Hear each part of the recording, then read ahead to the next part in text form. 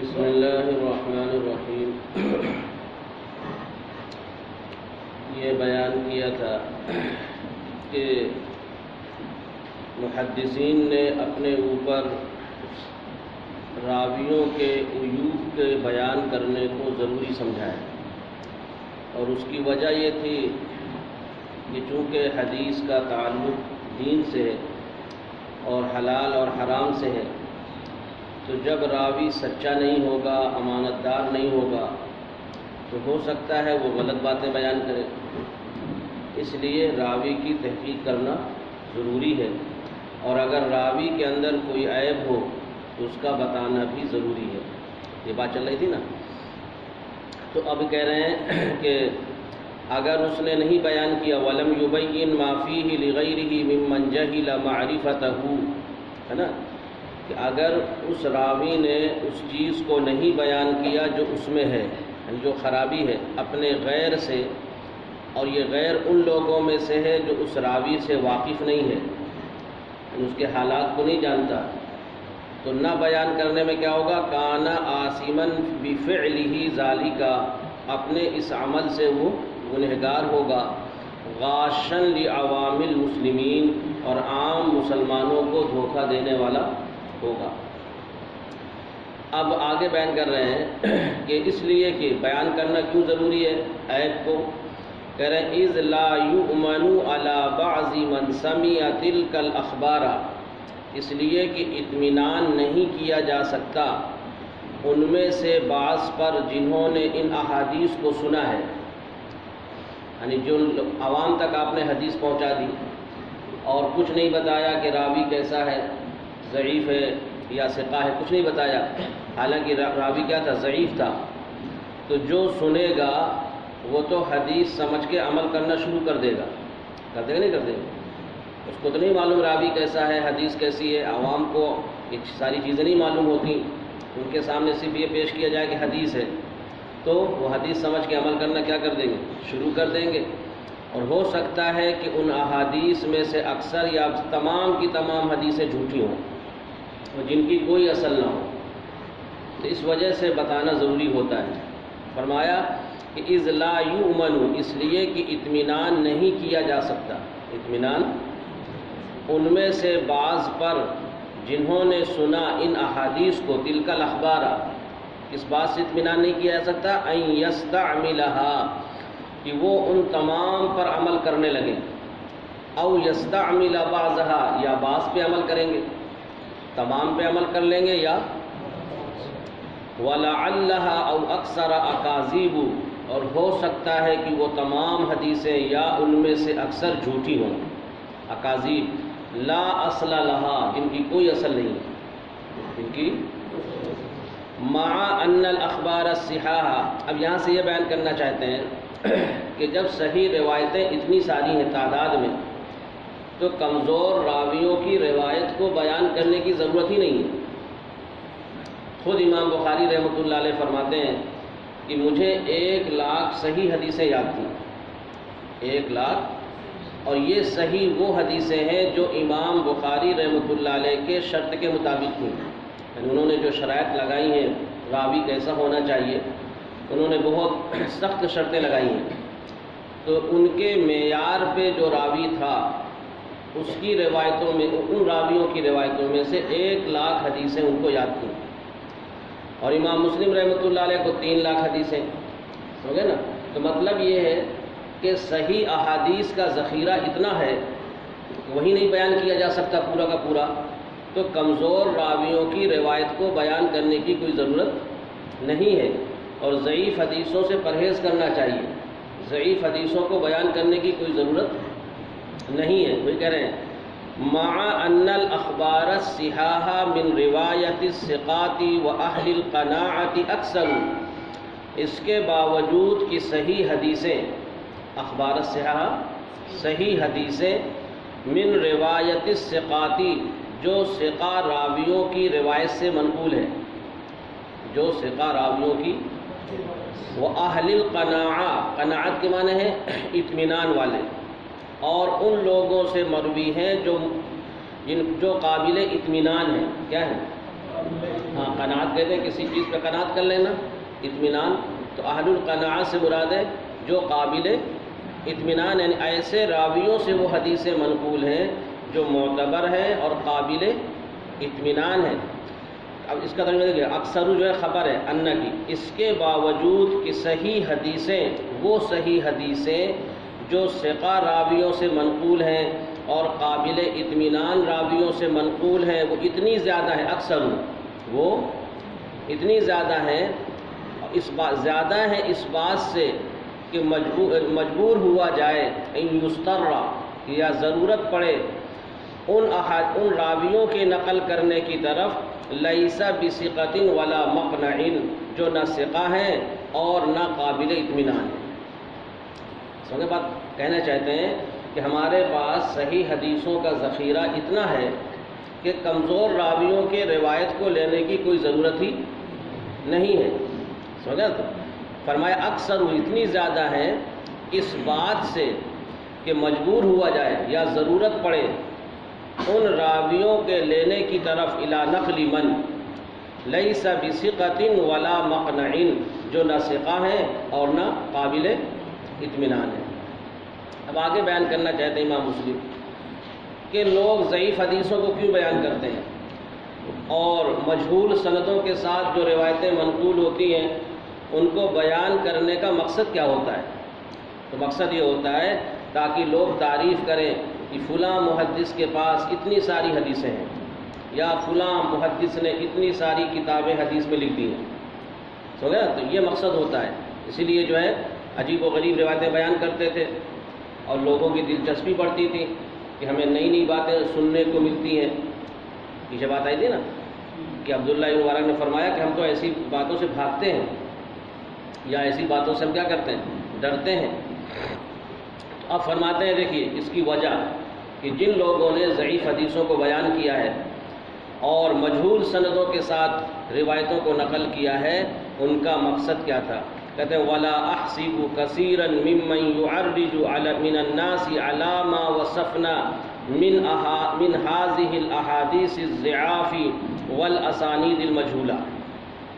اصل میں اللہ آگے آ رہا ہے، پہلے نفی ہے بعد میں اس بات ہو جائے گا. تو میں نہیں گمان کرتا، میں، اور جب نفی کے بعد استثناء آئے تو اس میں حصر پیدا ہو جاتا ہے. تو آپ اس بات کا بھی ترجمہ کر سکتے ہیں کہ میں یہی گمان کرتا ہوں، کیا ہوگا؟ میں یہی گمان کرتا ہوں ان میں سے بہت سے لوگوں کو جو اعتماد کرتے ہیں، الرجا یعرج مانتے ہیں اعتماد کرنا. میں یہی گمان کرتا ہوں ان میں سے بہت سے لوگوں کو جو اعتماد کرتے ہیں ان روایتوں پر جن کو ہم نے بیان کیا. من بیانیہ ہے یعنی ضعیف حدیثوں پر، والاسانید المجھولہ اور مجہول سندوں پر، اور وَيَعْتَدُّ بِرِوَایَتِهَا بَعْدَ مَعْرِفَتِهِ، اور وہ ان کی روایت کو قابل اعتبار سمجھتے ہیں ان کے جاننے کے بعد اس چیز کو جو ان روایتوں میں ہے، من التوہن والضعف، یعنی وہ کمزوری اور ضعف. یعنی محدث ہوتے تھے، وہ جانتے تھے کہ اس حدیث میں کمزوری ہے اور پھر بھی ضعیف حدیثوں کا بیان کر رہے ہیں اور مجہول سندوں کے ساتھ کیا کر رہے ہیں؟ بیان کر رہے ہیں. تو کیا وجہ ہوتی تھی؟ میں یہی گمان کرتا ہوں کہ وجہ یہ ہے الا ان الذی یحملہ علی روایتها والاعتداد بها، کہ ان کو آمادہ کرتی ہے ان روایتوں کے نقل کرنے پر، ان کو اور ان کے قابل اعتبار سمجھنے پر، کیا؟ ارادۃ التکثیر بذالک عند العوام، کہ حدیث کو کثرت کے ساتھ بیان کرنا عوام کے نزدیک. یہ مقصد ہوتا تھا کہ لوگ تعریف کریں کہ فلاں محدث نے بہت ساری حدیثیں ہمارے سامنے کیا کی؟ بیان کی، اور عجیب و غریب باتیں بیان کی. تو اس مقصد کے تحت جانتے بوجھتے لوگ ضعیف حدیثوں کا سہارا لے لیتے تھے، حالانکہ معلوم ہوتا تھا اس راوی کو یا اس بیان کرنے والے کو کہ اس کے اندر فلاں کمزوری ہے اور راوی صحیح نہیں ہے. لیکن لوگوں کے ہاں مقبول ہونے کے لیے اور لوگوں کی داد حاصل کرنے کے لیے وہ کثرت کے ساتھ روایتیں کیا کرتے تھے؟ بیان کرتے تھے.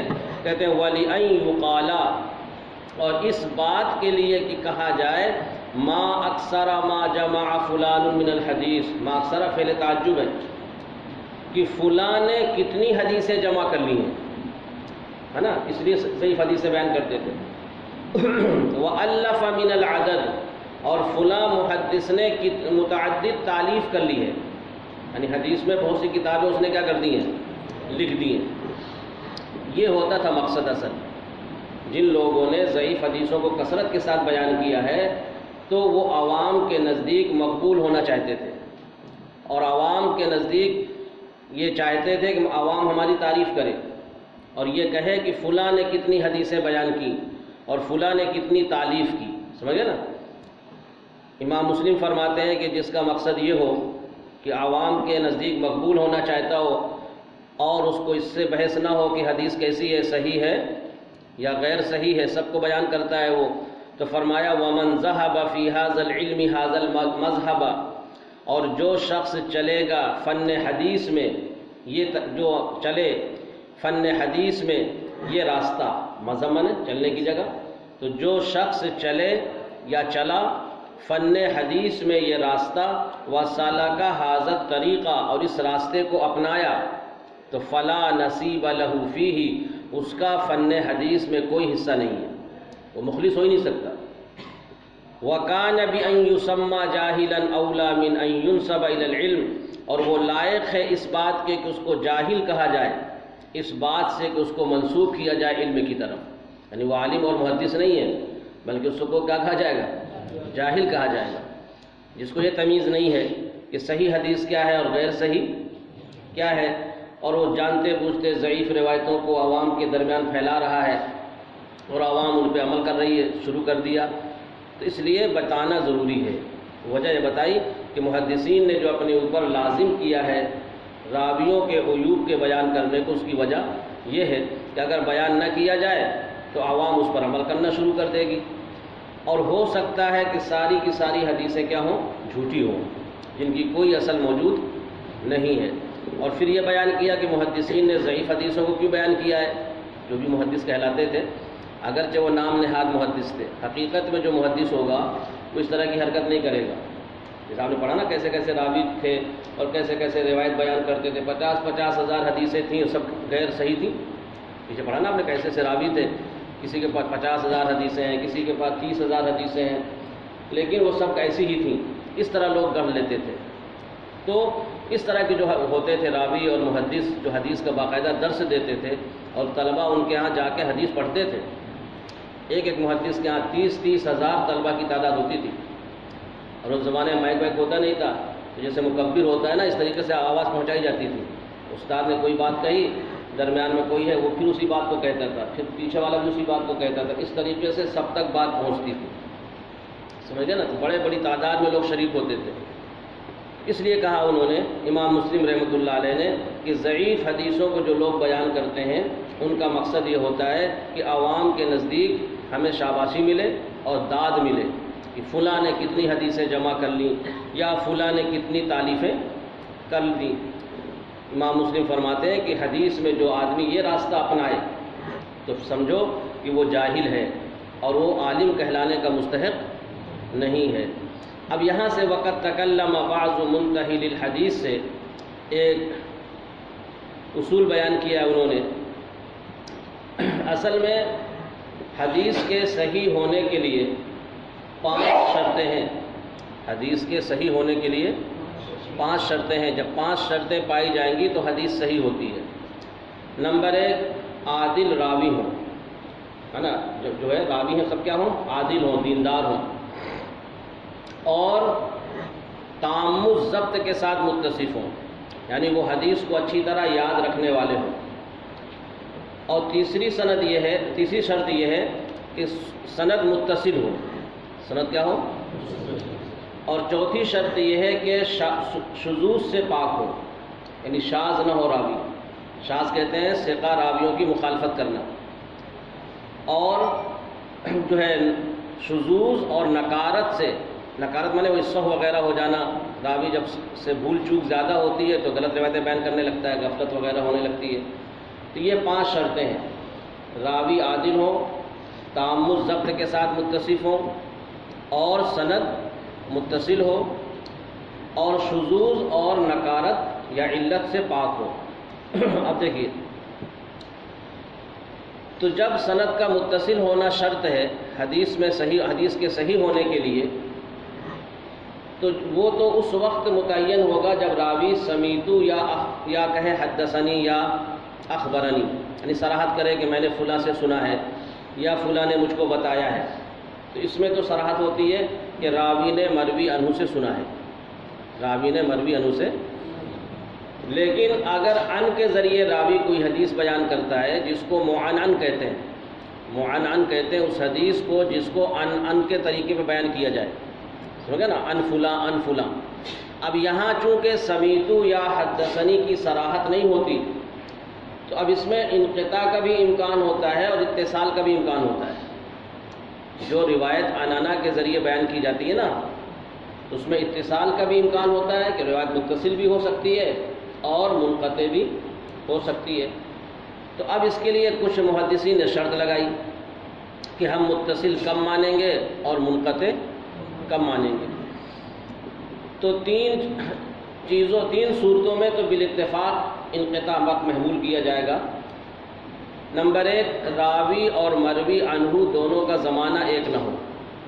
راوی کا زمانہ بہت بعد کا ہے اور مروی عنہ جس سے وہ روایت نقل کر رہا ہے اس کا زمانہ بہت پہلے کا ہے، تو راوی اور مروی عنہ کا زمانہ ایک نہ ہو تو وہ روایت انقطاع پر کیا ہوگی؟ محمول ہوگی۔ دوسری شرط یہ ہے کہ راوی اور مروی عنہ کا زمانہ تو ایک ہے لیکن عدم ملاقات ثابت ہے، یعنی ملاقات کا نہ ہونا ثابت ہے، کبھی ملاقات نہیں ہوئی ان دونوں سے۔ تو اس صورت میں اگر ان فلاں کے ذریعے بیان کرتا ہے وہ، تو اس کی روایت انقطاع پر محمول ہوگی۔ اور تیسری صورت یہ ہے کہ راوی اور مروی عنہ کا زمانہ بھی ایک ہے اور عدم ملاقات بھی ثابت نہیں ہے، لیکن راوی مدلس ہے۔ راوی کیا ہے؟ اس لیے پڑھا ہوگا آپ نے اصول کی کتابوں میں کہ مدلس کا عنعنہ معتبر نہیں ہوتا۔ کوئی مدلس راوی ہے جو اپنے شیخ کے نام کو چھپا لیتا ہے، اگر وہ ان کے ذریعے کوئی روایت بیان کرتا ہے تو اس کو انقطاع پر ہی محمول کرتے ہیں جب تک کہ اس کے شواہد نہ مل جائیں، یعنی اسی مضمون کی اگر دوسری روایت مل جاتی ہے متصل تب تو اس پر عمل کیا جائے گا، ورنہ اس پہ توقف کیا جاتا ہے۔ یہ 3 صورتیں ہیں جس میں انقطاع پر محمول کرتے ہیں۔ اب اگر راوی اور مروی عنہ کا زمانہ بھی ایک ہے اور ملاقات نہ ہونا بھی ثابت نہیں ہے، ممکن ہے کہ ملاقات ہو گئی ہو، اور راوی مدلس بھی نہ ہو راوی، تو اس صورت میں اس کو اتصال پر محمول کریں گے، سمجھ گئے نا۔ امام مسلم رحمۃ اللہ علیہ اور جمہور محدثین اسی کے قائل ہیں کہ امکان لقاء کافی ہے، یعنی ملاقات کا ممکن ہونا کافی ہے، ملاقات ہونا ضروری نہیں ہے۔ لیکن بعض محدثین نے اس میں قید لگا دی ہے کہ زمانہ اور معاصرت کافی نہیں ہے بلکہ ملاقات ہونا بھی ضروری ہے۔ کسی ایک روایت میں یہ ثابت ہو جائے کہ اس راوی نے مروی عنہ سے کچھ سنا ہے، تو اس راوی کی جتنی بھی روایتیں ہوں گی ان سب کو ہم اتصال پر کیا کر لیں گے؟ محمول کر لیں گے۔ تو جن لوگوں نے یہ قید لگائی ہے کہ عنعنہ میں یا حدیث معنعن میں راوی اور مروی عنہ کی معاصرت یعنی زمانہ ایک ہونا کافی نہیں ہے بلکہ ملاقات بھی کیا ہے؟ ضروری ہے، اس کی تردید کی ہے امام مسلم رحمۃ اللہ علیہ نے کہ عام محدثین اور جمہور جو ہیں وہ تو معاصرت کو ہی کافی سمجھتے ہیں، لہذا ملاقات کا ہونا ضروری نہیں ہے۔ بات سمجھ نہیں آ رہی؟ اب یہ کس نے قید لگائی ہے ملاقات کی؟ تو اس کی نسبت کی جاتی ہے امام بخاری رحمۃ اللہ علیہ کی طرف اور امام بخاری کے استاد علی ابن مدینی رحمۃ اللہ علیہ کی طرف، کہ ان حضرات نے یہ قید لگائی تھی کہ راوی اور مروی عنہ کی ملاقات بھی ایک مرتبہ ثابت ہونا ضروری ہے، صرف معاصرت کافی نہیں ہے۔ لیکن تردید کا جو انداز ہے امام مسلم رحمۃ اللہ علیہ کا، اس انداز کو دیکھتے ہوئے بعض علماء کی رائے یہ ہے کہ یہ قول امام بخاری کا نہیں ہو سکتا، اس لیے کہ امام مسلم رحمۃ اللہ علیہ امام بخاری کے شاگرد ہیں اور تلمس کا شرف حاصل ہے ان کو، لہذا اپنے استاذ کے لیے نام نہاد محدث کہنا اور اس طرح کی باتیں جو سخت انداز میں انہوں نے کہا ہے اور غلط نظریہ وغیرہ اس طرح کی تعبیر آئے گی، تو یہ مناسب نہیں معلوم ہوتا کہ امام مسلم اپنے استاد کو اس طرح کی بات کہیں گے۔ لہذا یہ کسی محدث کا قول ہے جس کا نام تاریخ میں محفوظ نہیں ہے۔ امام بخاری رحمۃ اللہ علیہ کی طرف ذہن لوگوں کا اس لیے چلا گیا کہ چونکہ انہوں نے بخاری میں صحیح بخاری میں روایتوں کے لینے کے لیے اس طرح کا انہوں نے التزام کیا تھا، یعنی ایک ہے حدیث کا صحیح ہونا اور ایک ہے بخاری میں حدیث کو لانا۔ تو بخاری میں جو انہوں نے حدیثیں لی ہیں تاکہ ان کی حدیث جو ہے کتاب بالکل صحیح رہے اور اس میں کوئی ضعیف روایت نہ آنے پائے، تو انہوں نے راویوں کے اندر بہت سخت شرائط لگائی تھی کہ اس طرح کا راوی ہوگا تو میں اس کی روایت کو بخاری میں لوں گا۔ تو ایک ہے حدیث کا صحیح ہونا اور ایک ہے بخاری میں حدیث کا لانا، دونوں فرق ہوگا نا۔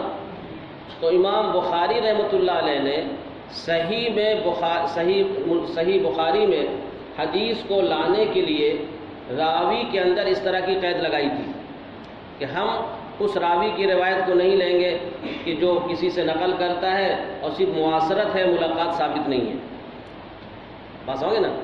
لیکن حدیث کے صحیح ہونے کے لیے ان کے یہاں شرط نہیں ہے، ان کے ہاں بھی معاصرت ہی ہے، ان کے ہاں بھی کیا ہے، اس لیے کہ بخاری میں مقررات کو حذف کرنے کے بعد صرف 4000 حدیثیں بچتی ہیں۔ اگر مقررات کو شامل کر لیا جائے تو 7000 سے کچھ زائد ہے، 7000 سے، لیکن مقررات کو حذف کر دیا جائے تو کتنی حدیثیں بچتی ہیں؟ 4000۔ حالانکہ امام بخاری کو 1,00,000 حدیثیں یاد تھیں، اور وہ 1,00,000 حدیثیں کون سی ہیں؟ جو ان کے شرط کے مطابق تھیں، تو 96,000 حدیثیں کہاں گئی؟ تو یہ تھوڑا ہے کہ اس جتنی صحیح حدیثیں ہیں وہ سب کو لے آئے ہیں بخاری میں۔ یہ کہا جائے گا، یہ کہنا کہ بخاری اور مسلم نے تمام صحیح حدیثوں کا احاطہ کر لیا ہے، یہ کہنا صحیح نہیں ہے۔ یہ کہا جائے گا کہ بخاری اور مسلم میں جو ہے حدیثیں ہیں وہ صحیح ہیں، دونوں فرق ہے۔ بخاری اور مسلم میں جو حدیثیں ہیں وہ کیا ہیں؟ صحیح ہیں، لیکن یہ کہ بخاری اور مسلم نے ساری صحیح حدیثوں کو لے لیا ہے، ایسا نہیں ہو سکتا۔ 4000 حدیثیں جو ہیں وہ پورے سال نہیں پڑھائی ہوتی، 2 لوگ پڑھاتے ہیں، ختم نہیں ہو پاتی، اور اگر 1,00,000 حدیثیں لکھ دیتے وہ سب تو 6 سال کا دورہ ہوتا نہیں ہوتا ہے نا۔ تو کہاں اس لیے انہوں نے خود لکھا ہے کہ کتاب کے طویل ہونے کی وجہ سے میں نے ان حدیثوں کو چھوڑ دیا ہے، ورنہ کتاب بہت طویل ہو جاتی ہے۔ تو یہ کہنا چاہتے ہیں کہ اصل میں کچھ لوگوں نے یہ قید لگائی حدیث معنعن کے لیے کہ راوی اور مروی عنہ کی ملاقات بھی ضروری ہے، صرف معاصرت کافی نہیں ہے، جبکہ امام مسلم رحمۃ اللہ علیہ اور اکثر محدثین کا قول یہ ہے کہ معاصرت کافی ہے، ملاقات ہوئی ہو یا ملاقات نہ ہوئی ہو۔ ہم معاصرت اگر زمانہ ایک ہے تو ہم اس راوی کی روایت کو ہم اتصال پر محمول کر لیں گے۔ اب جن لوگوں نے یہ قید لگائی تھی کہ ملاقات ضروری ہے، اس کی بہت سخت انداز میں امام مسلم نے تردید کی ہے۔ دیکھیے کہہ رہے ہیں وقد تکلم بعض منتحل الحدیث، یہ منتحل اس میں فاعل ہے باب افتعال سے، انتحل ینتحل، انتحال کے معنی ہوتے ہیں کسی کا شعر یا کسی کا قول اپنی طرف منسوب کر لینا۔ شعر کسی کا ہے، نظم کسی کی ہے، آخر میں اپنا نام لگا دیتے ہیں، تو ایسا لگتا ہے جیسے انہی کا بنایا ہوا کلام ہے، ہوتا نہیں ہوتا، تو کہیں شامل کر دیتے ہیں نا اپنا نام۔ اس کو کہتے ہیں انتحال، کلام میں چوری کرنا۔ جیسے سامان کی چوری ہوتی ہے ایسی کلام کی بھی چوری ہوتی ہے، کسی بات کو اپنی طرف منسوب کر لینا، کسی کا شعر اپنی طرف کیا کر لینا، منسوب کر لینا، اس کو کہتے ہیں انتحال، اسی سے ہے منتحل۔ تو فرمایا کہ بعض حدیث میں چوری کرنے والے، مطلب یہ اب اس طرح کی بات امام بخاری کے لیے نہیں کہہ سکتے، وہ امام بخاری استاد ہیں امام مسلم کے، تو جن لوگوں نے یہ کہا کہ نہیں یہ امام بخاری کا قول تھا، تو بعض لوگوں نے اس کی تردید کی ہے کہ نہیں، کہ امام بخاری نے حدیث کے صحیح ہونے کے لیے شرط نہیں لگائی، بلکہ بخاری میں لانے کے لیے شرط لگائی تھی۔ دونوں فرق ہے، حدیث کا صحیح ہونا الگ ہے، بہت سی صحیح حدیثوں کو انہوں نے چھوڑ دیا ہے، لیکن بخاری میں جو حدیث لائے ہیں اس کے لیے انہوں نے اہتمام کیا تھا کہ راوی اور مروی انہوں کی ملاقات بھی ہونا چاہیے، تاکہ میری کتاب میں کوئی ضعیف روایت نہ آنے پائے، کوئی منقطع روایت نہ آنے پائے۔ جب سند متصل نہیں ہوگی تو روایت ضعیف ہو جائے گی، اس لیے انہوں نے اس طرح کی قید لگائی تھی، تبھی وہ اللہ کے یہاں مقبول ہوئی۔ اور یہ کہا گیا اصح کتاب اللہ، ہے نا، اصح الکتب بعد کتاب اللہ الصحیح للبخاری، کہ قرآن کے بعد سب سے صحیح کتاب کس کی ہے؟ امام بخاری کی ہے۔ اسی وجہ سے اتنی سخت انہوں نے شرطیں لگائی تھیں۔ تو امام مسلم کہتے ہیں وَقَدْ تَكَلَّمَ بَعْضُ مُنْتَحِلِ الْحَدِيثِ مِنْ أَهْلِ عَصْرِنَا، ہمارے زمانے کے بعض نام نہاد محدث، نام نہاد کا مطلب ہوتا ہے کہ محدث نہیں ہے لیکن لیبل لگا لیا محدث کا۔ اب اس طرح کی بات امام بخاری نے نہیں کہہ سکتے وہ، ہے نا، تو کہہ رہے ہیں کہ ہمارے زمانے کے بعض نام نہاد محدث نے کلام کیا ہے فی تصحیح الاسانید و سقیمہا، سندوں کے صحیح قرار دینے میں اور ضعیف قرار دینے میں، سندوں کو صحیح قرار دینے میں۔ اور یہ یقولو اگر لکھا ہو تو یہ دو نقطے کاٹ کے ایک نقطہ بنا لیجیے، بقولی نہیں، اصل میں یقولو نہیں، یہ بقولی یہ متعلق ہوگا تکلمہ سے، کہ ہمارے زمانے کے بعض نام نہاد محدثین نے ایسا قول بیان کیا ہے، بقولی نہیں، یہ کیا ہے، بنائے با، ہاں بعد میں یقولو لکھا ہے، یقولو غلط ہو جائے گا۔ یہاں سے آخر تک جہاں تک ان کا مقدمہ ختم ہوتا ہے، یہ اہم عبارت ہے، یہی اصل ہے مقدمے کی۔ عبارت بہت لمبی ہے اور اس میں بہت سمجھنا پڑتا ہے۔ دیکھو تو کہہ رہے ہیں کہ بعض نام نہاد محدثین نے ہمارے زمانے کے سندوں کے صحیح قرار دینے میں اور ضعیف قرار دینے میں ایسی بات کہی ہے، بقول، کہہ رہے ہیں وہ ایسی بات ہے کہ وہ قابل التفاتی نہیں ہے۔ ہاں مسلم یہ کہتے ہیں اس بات کے اندر کوئی وزن نہیں ہے کہ لو ضربنا عن حکایتہ، اگر ہم اعراض کرتے اس کو بیان کرنے سے تو بہتر ہوتا۔ سمجھ گئے نا، کہتے ہیں کہ بیان کرنے کی بھی کوئی ضرورت نہیں تھی، اتنا گویا کہ وہ کمزور قول ہے کہ بیان کرنے کی بھی ضرورت نہیں ہے، لیکن آگے بیان کریں گے۔ چونکہ عوام کے اس میں مبتلا ہونے کا اندیشہ تھا، اور عوام جو ہے جلدی کسی چیز سے متاثر ہو جاتی ہے، کسی چیز میں جلدی معتقد ہو جاتی ہے، تو عوام کو بچانے کے لیے مجھے جو ہے اس قول کی کیا کرنا پڑی، تردید کرنا پڑی، ورنہ کہتے ہیں باطل نظریہ کی تردید ضروری نہیں ہے۔ امام مسلم کہنے کا مقصد یہ ہے کہ باطل نظریہ کی تردید ضروری نہیں ہے، اس لیے کبھی کبھی باطل نظریہ کی تردید اس کے شہرت کا سبب بن جاتا ہے۔ کبھی کبھی باطل نظریہ کی تردید، اگر کوئی باطل نظریہ ہے آپ اس کی طرف توجہ نہ دیں تو وہ خود دھیرے دھیرے جو ہے مردہ ہو جائے گا، اور جو باطل نظریہ کا قائل ہوگا وہ خود گمنام ہو جائے گا۔ لیکن اگر آپ پیچھے پڑ جائیں گے، آپ جواب دیں گے تو اس کی طرف جواب آئے گا، اس کی طرف جواب آئے گا، تو ایک طرح سے باطل نظریہ کی اشاعت ہونے لگتی ہے، لوگوں کو معلوم ہونے لگتا ہے اس طرح کی کوئی بات ہے، اس طرح کی کوئی بات ہے، ہوتا نہیں ہوتا۔ اس لیے کہہ رہے ہیں کہ ایسی بات کہی ہے کہ لو ضربنا عن حکایتہ، کہ اگر ہم اس کے نقل کرنے سے اعراض کرتے، اگر ہم اس کے نقل کرنے سے اور اس کے فساد کو بیان کرنے سے اعراض کرتے، صفن مانے اعراض کرنے کے، تو لکانا رأیًا متینًا و مذہبًا صحیحًا، تو یہ مضبوط رائے ہوتی اور صحیح مذہب ہوتا۔ یعنی ہم اس قول سے کو بیان ہی نہ کرتے اور اس قول سے ہم کیا کر لیتے، اعراض کر لیتے، منہ موڑ لیتے، تو یہ رائے مضبوط ہوتی اور صحیح مذہب ہوتا۔ کیوں؟ اذ الاعراض عن القول المطرح، مطرح کے معنی ہوتا ہے پھینکا ہوا، اس لیے کہ قول مردود سے اعراض کرنا، وہی باطل نظریہ، اس لیے کہ قول مردود سے اعراض کرنا احرا لاماتتہ، وہ اس کو بے جان بنانے کے لیے کافی ہے۔ اماتہ معنی ہوتا ہے مردہ قرار دینا، مار دینا، ہے نا، اماتہ یمیتو صحیح ہے۔ تو کوئی باطل نظریہ ہے، کوئی غلط عقیدہ ہے، تو اگر آپ اس کا جواب دیں گے تو اس کی طرف سے کچھ ہوگا۔